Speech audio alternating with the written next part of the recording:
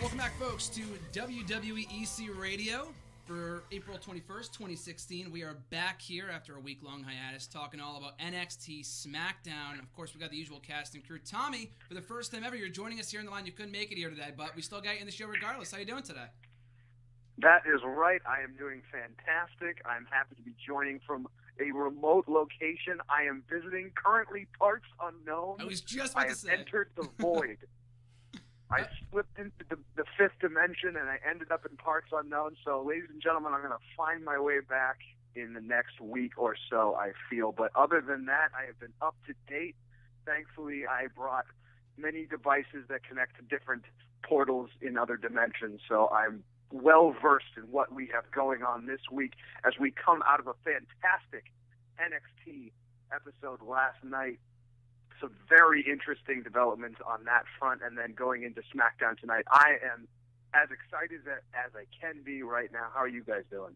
Doing fantastic, as well as we can be. We're en route to NXT Lowell tonight. Just a couple more hours. RJ, you pumped for that? Can't wait. Now, you weren't here last week, so what have been your thoughts in the world of wrestling as of late? It's been good. NXT has been good the last 2 weeks, so I can't complain. And SmackDown was really entertaining last week, so. It was. We got SmackDown tonight as well. We'll talk a little bit about that. As Tom said, NXT last night.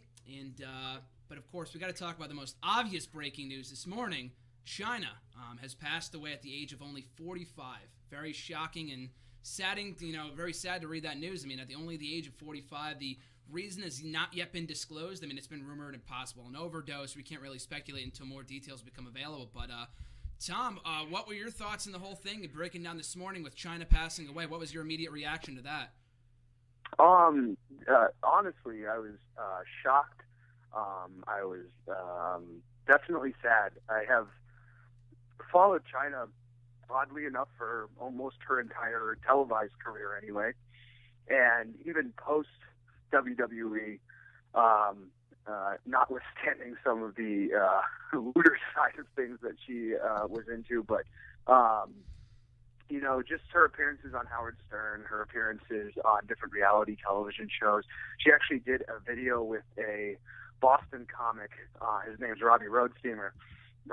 And I've worked with him in the past on a couple of things. And, she did a video with him recently, just fun, weird comedy type, off humor type stuff.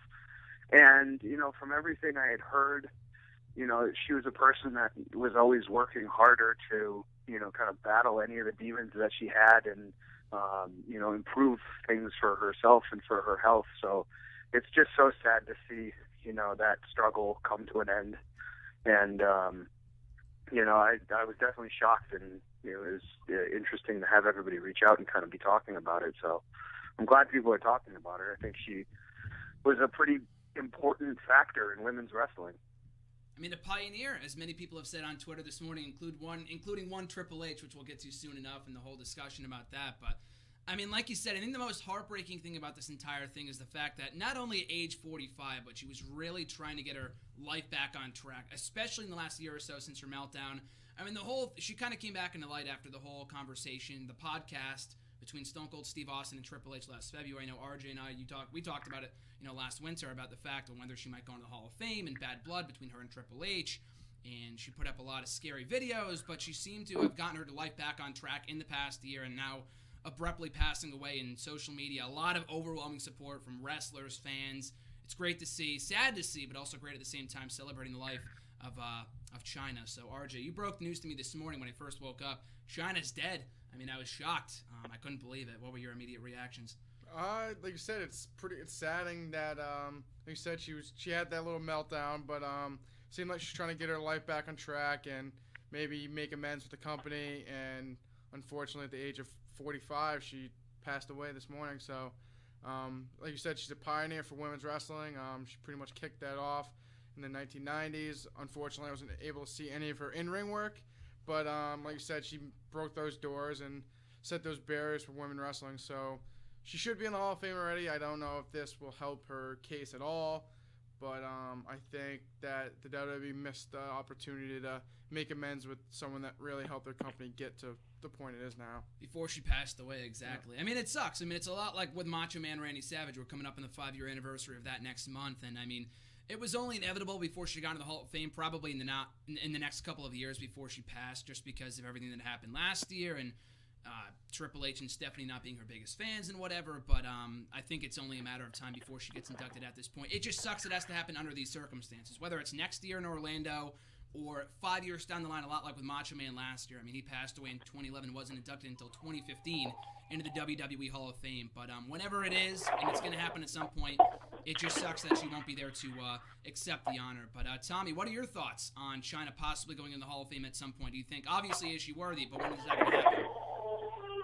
I was honestly surprised it hasn't happened in the past couple of years, even despite everything. I mean, just the wellness program and the way that they've embraced a lot of other similar superstars of her generation. You know, I had assumed that we would start seeing some more of that popping up, but obviously just kind of her outspokenness sometimes keeps people like that at an arm's length with the company for whatever reason. And, you know, they're just so nose down about their day-to-day operations that it's hard to say how the process really works anymore. You know, a lot of the Hall of Fame process now feels to be based on where the location of WrestleMania is and what kind of almost local stars have been generated out of that area, and those are the kind of people that they build a theme around. So, you know, I'm not sure where Chyna fits in with any of their proposed themes or how that's going for the selection process forward, but she is certainly a Hall of Famer. I mean, her resume alone immediately qualifies her for that, I feel. Mm-hmm. Yeah, I mean, like you said, it should have happened in the last couple of years. It's a shame that it didn't, and, you know, as RJ, you just said, too, I mean, it's a shame that she couldn't make amends to the company before she, you know, abruptly passed away earlier today. So, sad to hear that. On a lighter note, we'll move on now to NXT last night, and a very good show. I mean, Tommy and I, we were just talking about yesterday off the record how good Raw was on Monday, kind of continuing the strong streak of recent weeks of WWE TV being so good going into Payback next Sunday, which I can't wait to talk about next week. But in the meantime, though, NXT last night was great. As much as I enjoyed Raw on Monday, I thought NXT was kind of a breath of fresh air. We had Apollo Crews and Samoa Joe, a great tag team match, a women's affair. We had the debut of No Way Jose, No Way Jose. Oh, no way, Jose. You know what? Let's start off with that. Tommy, I'll start with you. I'm anxious to find out, what are your thoughts on No Way Jose? I was jaw-dropped. I didn't know what I was looking at. I honestly couldn't believe that months and months ago I had read some random internet rumor or some just post of someone speculating that WWE has purchased up a good amount of internet tags and handles and web domains for the phrase "No Way Jose," and I just said, "No way, Jose! That's impossible. That's nothing. That's not real." And then I started seeing this like dancing, rhythmic, like color pounding on NXT, and I said, "No way, Jose!"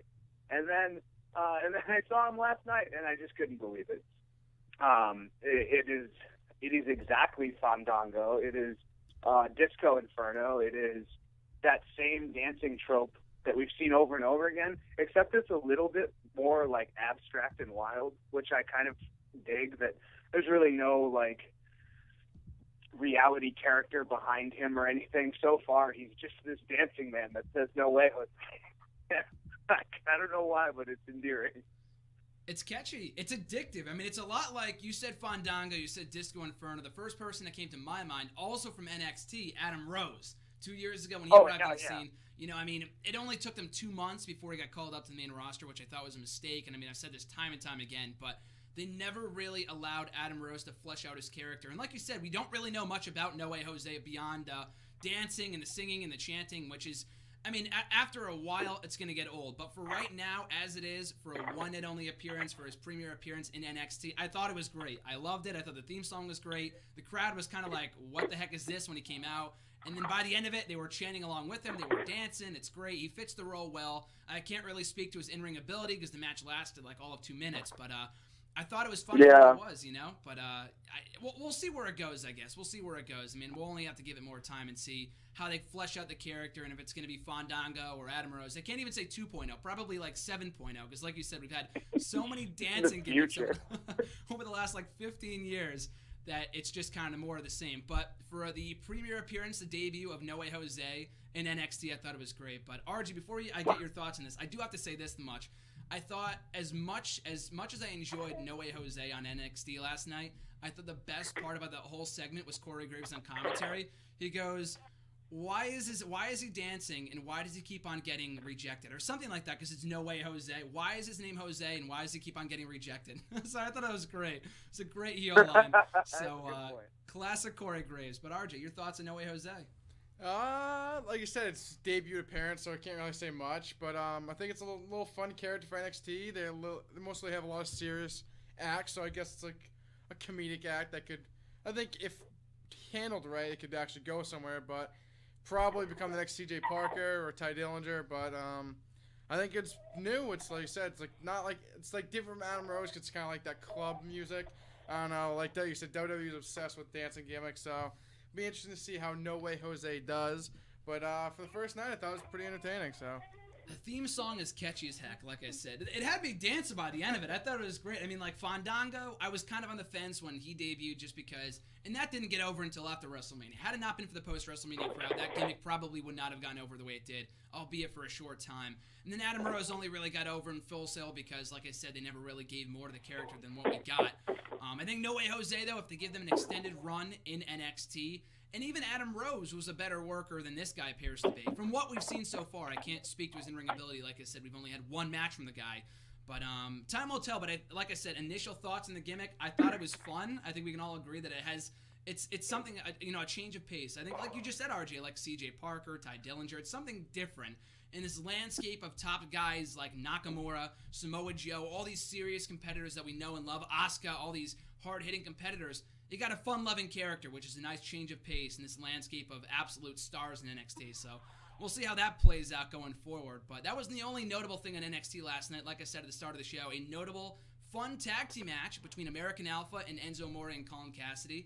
The first ever encounter between the two tandems. The NXT Tag Team Championships were not defended in this matchup. It's still a great opener. Two teams trying to prove to themselves that they are the superior team, the best team in NXT history. And in the end, it was American Alpha scoring the victory.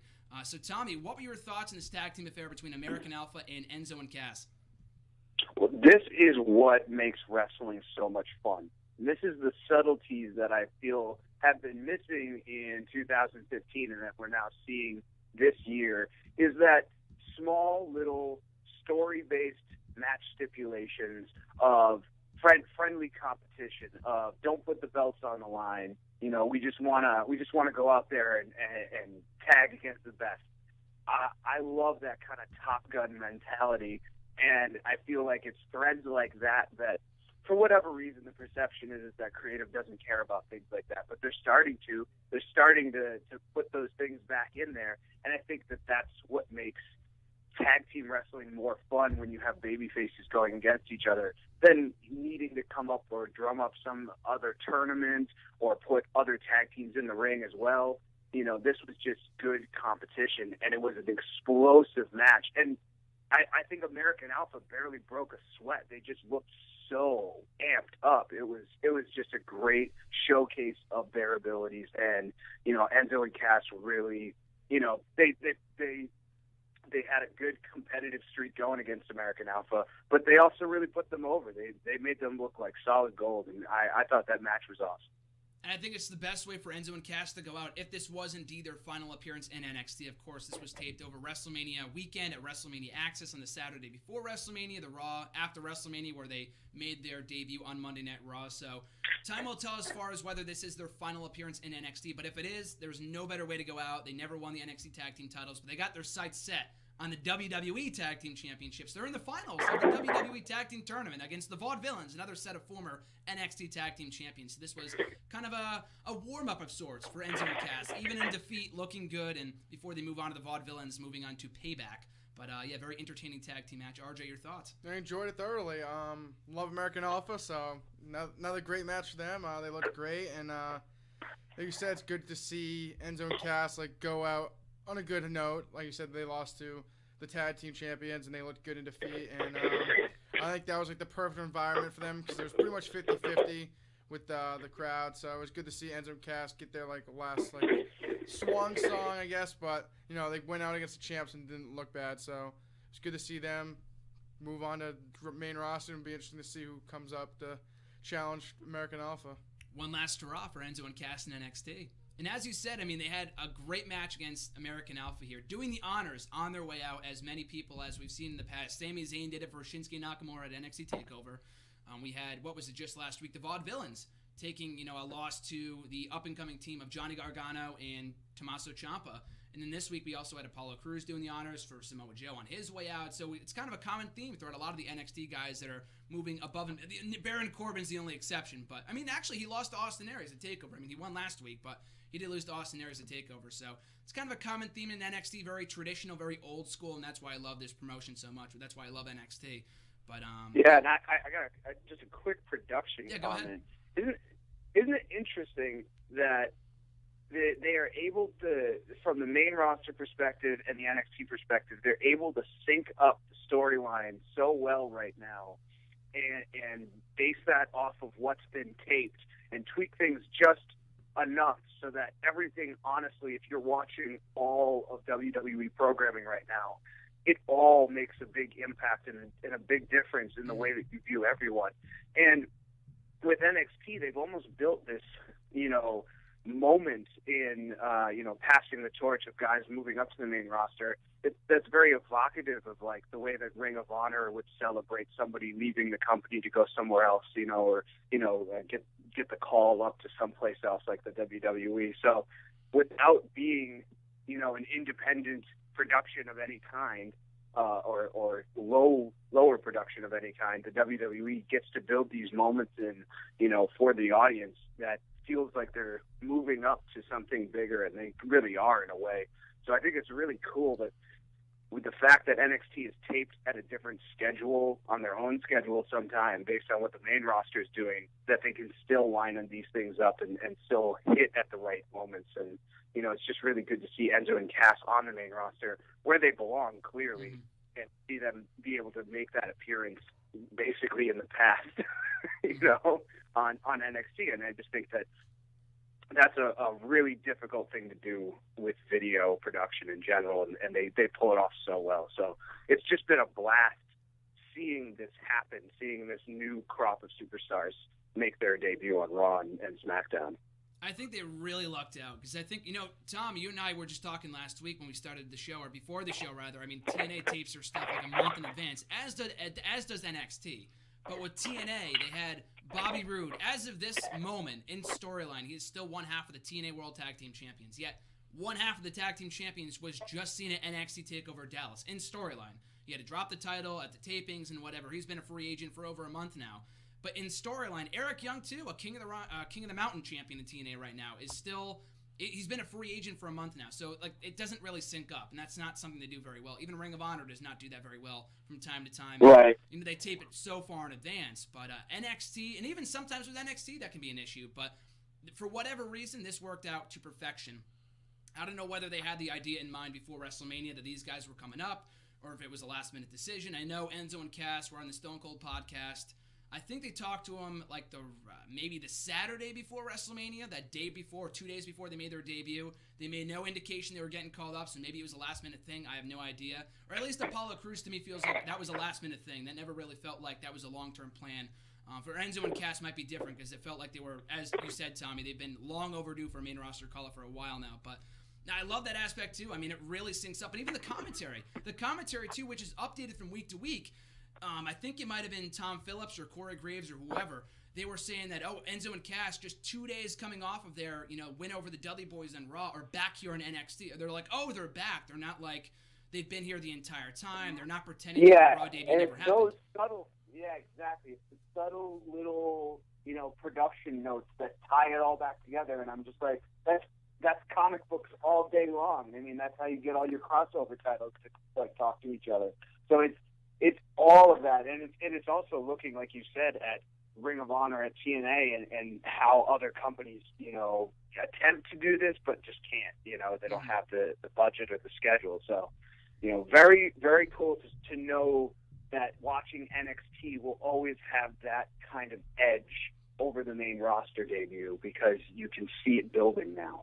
Mm-hmm. They're finally in sync. I mean, for a while, NXT and the main roster had that disconnect where Emma was doing like her heel stick on NXT, but she wasn't doing it on the main roster. She was back to doing the whole bubbly gimmick. So it seems like they finally found that connection between the two shows, and it's great to watch, and it definitely is worth pointing out. So after that, quick note here, quick women's match, Nia Jax versus Deonna Purrazzo. Nia Jax making quick work of Deonna Purrazzo in a nice little squash match, gave her momentum. It lasted all of a minute. It succeeded in what it set out to do. RJ, any thoughts on this at all? Just what it was. Sad to see Purrazzo kind of job out, but she's technically not signed with the company yet, so I'm not surprised. But I think her future is bright, so I hate Nia Jax. So. Do you think her sights are set in the NXT Women's Championship? They should be. I think she's probably one of the only heels besides Alexa Bliss that would make sense right now. Other than Eva Marie, too, I guess. I don't count her. You don't count Eva Marie? No. I think she's facing Asuka next week, I think. Good for her. Good for her. If she beats her, she gets a title shot, so we'll see. But Tommy, any thoughts on Nia Jax versus Deonna Purrazzo? Well, Nia Jax is just an absolute wrecking machine. I mean, she's just so imposing and has such a different style than a lot of that mid-tier, almost like cruiserweight women's wrestler. You know what I mean? There's a lot. Emma, I would throw Emma into that mix. Alexa Bliss. You know, even Sasha Banks has that kind of like lightweight fighter feel, and you know, Nia Jax is just a different style altogether. Just wrecking machine, using like her hips to just take opponents out. Like really is impressive to watch and to see. And you know, I'm not surprised that Deonna Purrazzo had a difficult time finding any kind of momentum because she just kept getting knocked off her feet. And I think that that's such an interesting strategy that we haven't really seen.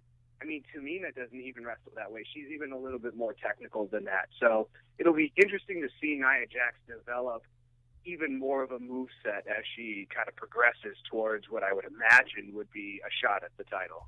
I'm not the biggest Nia Jax fan, but I'm interested to see how she fares against Asuka because I thought the match against Bayley was good. It didn't quite meet the same standard as past women's champion. I mean, it was coming off of Bayley and Banks from two, consecutive takeover specials, so it wasn't going to meet up at all. It didn't even come close, but it was still a solid match. They told a different type of story. So I think the next matchup between they've been building towards this for a while. You go back to NXT TakeOver London, right before Nia Jax went out for the Women's Championship match. Her and Asuka went, face to face. They went eye to eye. They kind of teased something on NXT for a few weeks, and while Asuka was building towards the Women's Championship match with Bayley, so obviously they're going back to that at some point. So I'm interested to see how that match, plays out in the future. But we get to the main event: Apollo Crews versus Samoa Joe. Very hard-hitting affair between these two Titans on NXT, the Clash of the Titans at WrestleMania Access, and a very good match. In the end, Samoa Joe forcing Apollo Crews to tap out, and I believe Apollo Crews' first submission loss in NXT. So a notable victory for the Samoan submission machine, Joey Samoa in NXT, and building momentum towards hopefully another shot at the NXT Championship. I mean, he's already fallen short twice. We've talked about it before for the past couple weeks. What does the future hold for Samoa Joe? And I guess we got a better idea here with the win over Apollo Crews. So, Tommy, your thoughts on Crews versus Joe? It was interesting, much like we were just talking about the shows lining up. Apollo Crews is on such a hot streak on the main roster, and to know that he's had this, pretty intense match with Samoa Joe last night, as it were, in the canon, it's excellent to see him as a working wrestler and not just this winning machine. He's not opposed or immune to tapping out from something. So he certainly has his weaknesses to work on, but I think that is the character of Apollo Crews, is that he's constantly building, constantly striving for self-improvement and betterment in that way. So out of Apollo Crews, I just saw a lot of heart, and I think that that's starting to become his character. It's just a ton of heart and just no quit in him, kind of the more pure elements of what John Cena kind of promotes.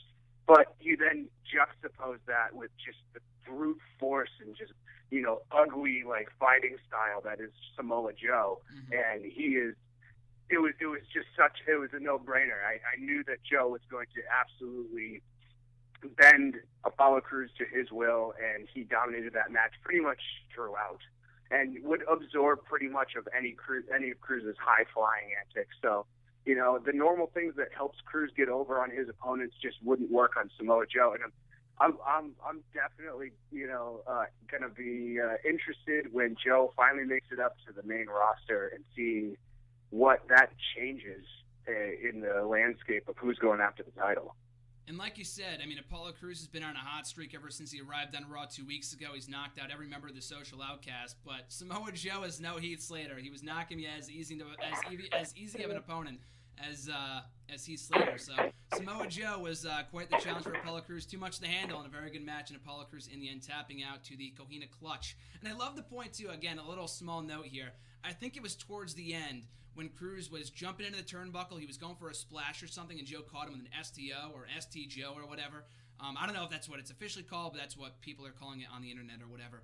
And Joe catches him in the STO, slams him down. He goes, "Sit your ass down." It was amazing. Got to watch it back. It's towards the end of the matchup. But anyway, RJ, your thoughts on Cruz versus Joe? Great match, a very physical encounter, and like I said, I think you said Apollo Cruz's first submission loss in WWE, so that was very interesting, and it's going to be interesting to see from here going forward if what Samoa Joe is going for. Like you said, is he going for another title shot? Is he just going to destroy everybody? Maybe, like you said, maybe against him versus Shinsuke, number one contender, or Austin Aries. Be interesting to see. But with 2 losses in his hands to Finn Balor, it's kind of not looking likely that he'll get another shot. Maybe William Regal will put him in like a tournament or a contender match. Maybe he can win that and get another shot at the title. But with 2 L's already on his record, it ain't looking too good for Joey Samoa. Not in the immediate future, No. anyway. Like you said, I feel like if it's not going back after the NXT Championship, I mean, 3rd time's the charm. Who knows? He's getting a shot tonight. NXT Lowell against Finn Balor. Could he win the belt tonight? Good. Yeah, he could. You never know. But I think beyond that, like you said, if it's not going after the championship, it's just destroy everybody, annihilate everyone, and that's the most dangerous Samoa Joe, is a Joe without a goal at all. He has nothing to lose. He's not NXT champion. He's on a roll right now. He's got that mean streak that Tommy talked about, and without a goal in mind, he is just set on destroying everybody in his path of destruction, and that's the most dangerous and imposing Samoa Joe, so I can't wait for that. But tell me, any more overall thoughts? Any more overall thoughts in NXT? Well, actually, I am psyched to know that you guys are going to be at NXT Lowell tonight. First time NXT is hit in Massachusetts, or arrived, as they would probably want to say. The card so far, even just with the 2 announced matches, is just stunning to me. The fact that you're going to get to see Asuka versus Alexa Bliss, I am so jealous of that to no end. I think it's fantastic that you're going to see not just a matchup between Finn Balor and Samoa Joe, but the belt is on the line. Now, obviously, we're at a house show. We know our role. But the fact that the belt is on the line is what makes this so interesting and so fun and such a kind of a prestigious thing to see. I mean, this is an A+ number 1 matchup here on both matches between Asuka and between Finn Balor defending. So, and then the other people that have been announced, I'm just psyched for you guys. I think that is awesome. And what do you think the chances are that the boss, Sasha Banks, makes an appearance? You know, it's funny that you say that for 2 reasons. One, she tweeted out something this morning that said #NXT Lowell with like a smiley face or something. I'm thinking, okay, that's cool. And I'm like, oh wait, she's not going to be there. She's not in NXT, so I don't know why she would say that. And then 2, they advertised the show last night on NXT. They said, oh, we're hitting Lowell Mass for the first time ever tomorrow night. You never know what might happen. Kevin Owens showed up one time. Triple H showed up one time. You never know what might happen. So it's possible. I mean, it's in her backyard in Massachusetts, so it's definitely possible. What are your expectations, RG? I've seen the boss tonight in Lowell, Mass. I want to see American Alpha. I don't really care about Sasha Banks. You're ready, That's all I want to say is Are you American ready, willing, Alpha. Gable, to see American Alpha? I'm ready, willing, and Gable to see American Alpha. That's the goal tonight, to get an American Alpha t-shirt. Yep. And they got a great new t-shirt out. Either that or Strong Style has arrived. Oh, yeah. Can you guys do me a favor, though? Can you please bring a sign that says, "Where's my Gable towel"? Yes. I'm gonna make it right now. I need that. They better be selling them And tonight. actually, even better, get a white towel and just put it in giant letters and make it like a beach towel size, and then just be like, "Get it? You know what? I'll make my Throw own it and in I'll sell them at the show. throw it in the ring, and I guarantee you they hold it up." Yes, that's NXT Live for you. I mean, I love the videos that WWE posts on their YouTube channel, like the Bayley and Finn entrances, where they do their own, or they do their, each other's entrances, or when Nakamura and Finn are like singing "Happy Birthday" to somebody. Like, that's great. So I'm so excited. The WWE live events are fun because it's not what you see on TV. It's a completely different, atmosphere. But NXT is just something to behold. I mean, I was at NXT TakeOver Brooklyn. RJ, your first time in NXT, right? Mm-hmm. Your first time in NXT Live. It's going to be a fun night. Tushville, we got Nakamura, American Alpha, Samoa Joe, Balor, Bayley, Carmella, the whole crew, whole cast and crew of NXT. But before we close it out, we got an abbreviated version of the show here today here on WWEC Radio. We'll close it out with SmackDown thoughts, a SmackDown preview. Nothing really on tap other than Miz TV between The Miz and AJ Styles, as well as a blockbuster tag team main event between Kevin Owens and Chris Jericho against Sami Zayn and Dean Ambrose in tag team action, so that should be great. So, Tommy, what are you looking forward to on the Blue Brand tonight on SmackDown? I am definitely looking forward to seeing what is going to happen between Chris Jericho and whomever he decides to pick a fight with tonight. I think that is one of my favorite things happening right now is seeing who is going to be able to shut Chris Jericho the hell up. That's what I'm looking forward to. That should be great. We were talking on Monday's Raw. I love Y2J. It's not even a Y2J, like I've said before. It's a heel Chris Jericho, and that's the best Chris Jericho. Hopefully, my goal is that he comes out with the scarf. It's got to be coming out the scarf.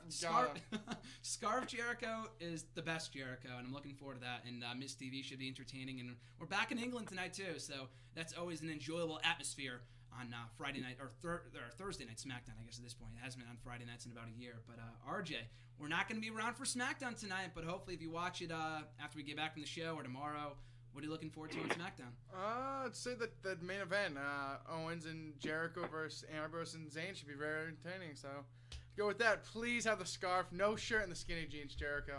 I'll go nuts. That's the best Jericho. Best Jericho there. That's the best Jericho. Hopefully Sasha is not on SmackDown tonight, which means she might be at NXT tonight. We'll see. Hopefully instead. Hopefully the boss is present in NXT Lowell, but I think SmackDown should be a star-studded show as always with Mauro Ranallo on commentary. We talk about it every single week. SmackDown is such a blast to talk about and watch every single Thursday night. Tonight should be no exception. But like I said, we'll be back next week and also on Tuesday's Wrestle Rant Radio to talk about NXT Lowell tonight. And hopefully an electric episode of NXT on Wednesday. So, Tommy, before we let you go, I just have to ask you of one favor to please say hi to the Ultimate Warrior for me in parts unknown. Oh no, yeah, I got Ultimate Warrior. He's banging down the door right now. He is shaking the entire universe apart. It's really sucks, And they were blasting nothing but Limp Bizkit in the fifth dimension, so I really had to get out of there. So that's mostly the reason why I'm in parts unknown, but. I guess I'm just going to ride the lightning here with the Warrior and see if I can make my way back and see you guys next week. I love it. Love Limp Bizkit, too. Were they blasting My Way, or was it another crappy song? It was just My Way for days. Yeah, lost track of time. It feels like I've been here for years. Got to find my way to parts unknown. Hopefully I'll be there for spring break next year. I'm hoping to go there for spring break. There you go. 2017. Oh, I would definitely recommend it. I mean, it is just a hypersonic nightmare of colors and grunting. Lots of grunting, too. Lots of grunting. Can't wait to meet the Warrior in parts unknown. But before we go off the air, RJ, any final thoughts, any expectations for NXT, SmackDown, anything going on right now? NXT Low, woo! We'll close it out with the theme song once again of Chyna. Rest in peace, Chyna. We'll catch you next week right here on WWEC Radio. I'm Graham G. Matthews for Tommy and RJ. We'll see you next week.